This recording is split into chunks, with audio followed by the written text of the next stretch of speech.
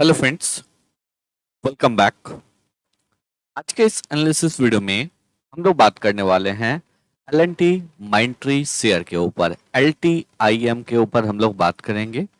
Detail में बात करने वाले हैं technical analysis as well as fundamental analysis. तो वीडियो को आराम से लास्ट तक देखिएगा। और इन केस अगर आपको किसी स्टॉक पे एनालिसिस चाहिए तो आप कमेंट बॉक्स में पोस्ट कर सकते हैं। आगे के वीडियोस में हम लोग उन सभी स्टॉक्स को कवर करने की कोशिश करेंगे। तो चलिए एनालिसिस को स्टार्ट करते हैं। अगर हम लोग आज के सेशन में बात करेंगे तो LTIM के शेयर में तकरीबन जो है आपको 3.7% का एक जोरदार गिरावट देखने को मिला। स्टॉक जो है आपको ऑलमोस्ट फ्लैट ओपन हुआ था नेगेटिव साइड में, और उसके बाद लगातार स्टॉक में गिरावट देखने को मिला और फाइनली स्टॉक जो है अपने डे के लोअर साइड पे ही क्लोज हुआ है। लास्ट 1 मंथ की अगर परफॉर्मेंस की बात करेंगे तो स्टॉक जो है तकरीबन 6.5% अभी भी तेजी के साथ ट्रेड कर रहा है। तो चलिए समझते हैं स्टॉक ऊपर की साइड में 8,000 9,000 के लेवल तक जा सकता है या नहीं जा सकता है, और अगर जा सकता है तो फिर उसके पीछे का लॉजिक क्या है। लेकिन उससे पहले अगर हम लोग निफ्टी आईटी को देखेंगे तो निफ्टी आईटी एक क्रूशियल लेवल पे ट्रेड कर रहा है। सबसे पहले अगर हम लोग यहाँ पे देखेंगे तो निफ्टी आईटी जो है क्लियरली अपने ऑल टाइम हाई पे ट्रेड कर रहा है। यहाँ पे हम लोगों को एक अच्छा तेजी देखने को मिला था। 40,000 के लेवल के ऊपर आपको ब्रेकआउट दिया था, और ब्रेकआउट देने के बाद जो है लगातार एक अच्छा तेजी देखने को मिल रहा है। लेकिन यहाँ पे प्रीवियस 4-5 ट्रेडिंग सेशन से अगर देखेंगे तो आईटी सेक्टर में थोड़ा सा एक कंसोलिडेशन देखने को मिल रहा है। और क्लियरली अगर देखेंगे तो निफ्टी आईटी जो है 41,600 के रेंज में सपोर्ट ले रहा है। ऊपर के लेवल से यहाँ पे जो है एक निगेटिव ट्रेंड लाइन का फॉर्मेशन दिख रहा है। तो काफी अच्छे लेवल पे ट्रेड कर रहा है। अगर यहाँ से आपको ऊपर की साइड ब्रेकआउट होता है तो एक अच्छा तेजी देखने को मिल सकता है। लेकिन अगर डाउन साइड ब्रेकडाउन देता है तो वापस से जो है 40,000 तक का भी निफ्टी आईटी लेवल्स देख सकता है। तो एक कंसोलिडेट कर रहा है, एक रेंज में कंसोलिडेट कर रहा है, साथ ही साथ एक क्रूशियल सपोर्ट रेंज पे है। अगर ब्रेकडाउन होता है तो एक अच्छा गिरावट देखने को मिल सकता है, और ब्रेकआउट होगा तो भी एक अच्छा तेजी देखने को मिल सकता है। तो आईटी सेक्टर्स में जो है आपको आने वाले दिनों में एक अच्छा फोकस हम लोगों का रह सकता है, क्योंकि 5-6 ट्रेडिंग सेशन से लगातार आईटी सेक्टर जो है वो आपको अंडर परफॉर्म कर रहा है। चलिए अब आगे चलते हैं, लेकिन उससे पहले अगर अभी तक आप लोगों ने टेलीग्राम ग्रुप को ज्वाइन नहीं किया है तो टेलीग्राम ग्रुप को ज्वाइन कर लीजिए, क्योंकि यहाँ पे हम लोग रेगुलर बेसिस पे इम्पोर्टेंट अपडेट्स को पोस्ट करते रहते हैं।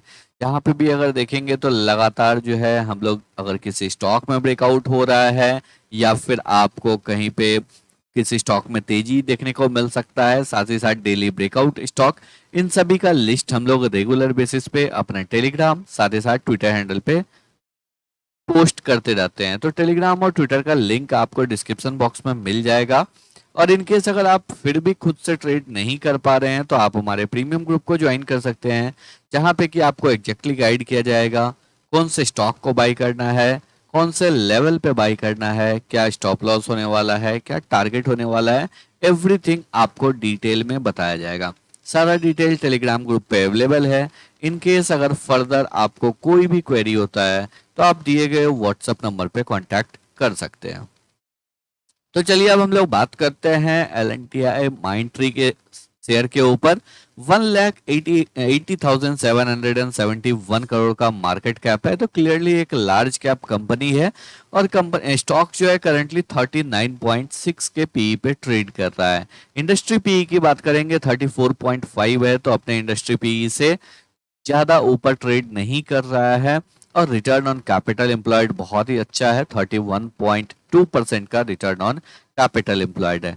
अपने 10 इयर्स के पी से 50% के ज्यादा पे ट्रेड कर रहा है, क्योंकि 26 का पी जो है लास्ट 10 इयर्स का एवरेज है, अभी 39.6 पे ट्रेड कर रहा है।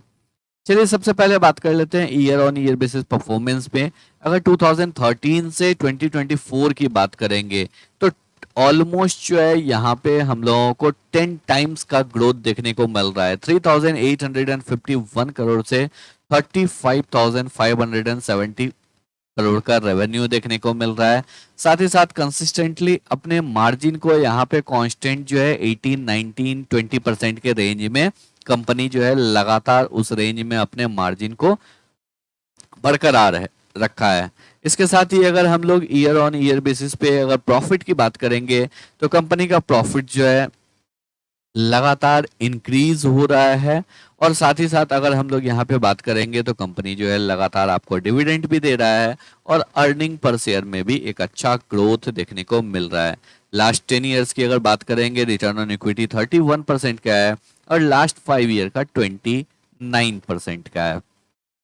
यहाँ पे अगर देखेंगे तो सेल्स ग्रोथ लास्ट 3 ईयर में 42% से हुआ है, प्रॉफिट ग्रोथ 33% से हुआ है। लेकिन अगर यहाँ पे स्टॉक प्राइस में देखेंगे तो यहाँ पे जो है -1% का ग्रोथ देखने को मिल रहा है। यानी कि लास्ट 3 ईयर में स्टॉक में ज्यादा पैसा, इनफैक्ट पैसा ही नहीं बना है। लास्ट 3 ईयर में जो है आपको स्टॉक प्राइस में ज्यादा हम लोगों को मोमेंटम देखने को ही नहीं मिला है। कंपनी जो है ऑलमोस्ट डेट फ्री है क्योंकि 2071 करोड़ का डेट है और 19,988 करोड़ का कंपनी के पास रिजर्व है। साथ ही साथ जो है 4,981 करोड़ का फिक्स एसेट है, 8,744 करोड़ का कंपनी का इन्वेस्टमेंट है और कंपनी का ईयरली प्रॉफिट 4,585 करोड़ का है। तो यहाँ पे डेट जो है कोई मतलब नहीं है, डेट जो है इजीली कंपनी कभी भी रीपे कर सकता है। अगर हम लोग प्रोमोटर्स की बात करेंगे तो प्रोमोटर का होल्डिंग लगातार डिक्रीज हो रहा है। यहाँ पे जो है जून 2024 में प्रोमोटर का होल्डिंग 68.6% हो गया है, जो कि पहले 74% था।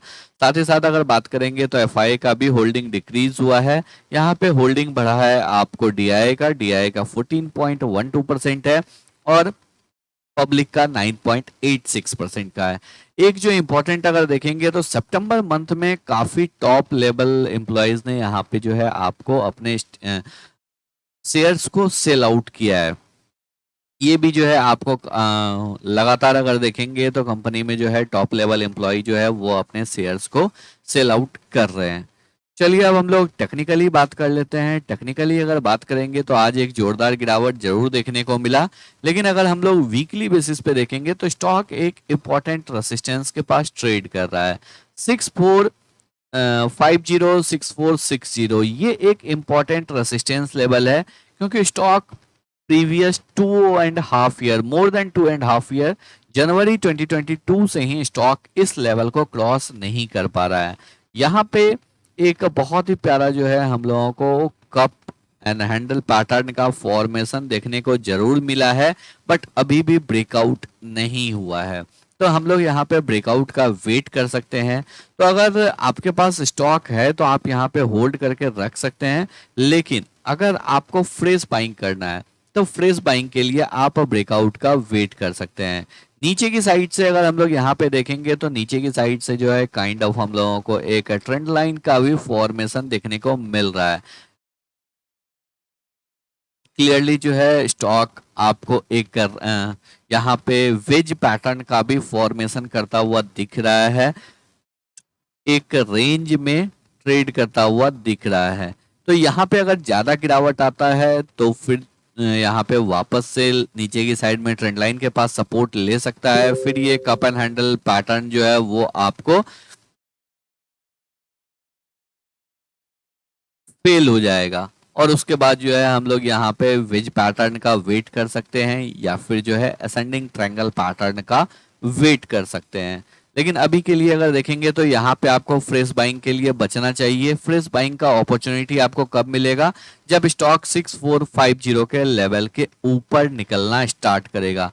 एक बार 6450 के लेवल के ऊपर निकल के सस्टेन करना स्टार्ट कर देता है तो फिर हम लोगों को इस स्टॉक में जो है एक अच्छा तेजी देखने को मिल सकता है, जो कि इस स्टॉक को ऊपर की साइड में अपने ऑल टाइम हाई और इसके ऊपर अगर निकलता है, एक बार स्टॉक अपने ऑल टाइम हाई को क्रॉस कर लेता है तो फिर हम लोगों को यहाँ पे जो है 8500 का भी लेवल देखने को मिल सकता है। उसके पीछे का रीजन क्या है? अगर आप यहाँ पे इस डेप्थ को देखेंगे तो ये जो डेप्थ है तकरीबन जो है ये आपको 200 पॉइंट 2000 पॉइंट का है, 2000 पॉइंट से भी ज्यादा का है। ऑलमोस्ट जो है आपको 2500 पॉइंट का ये पूरा डेप्थ होने वाला है।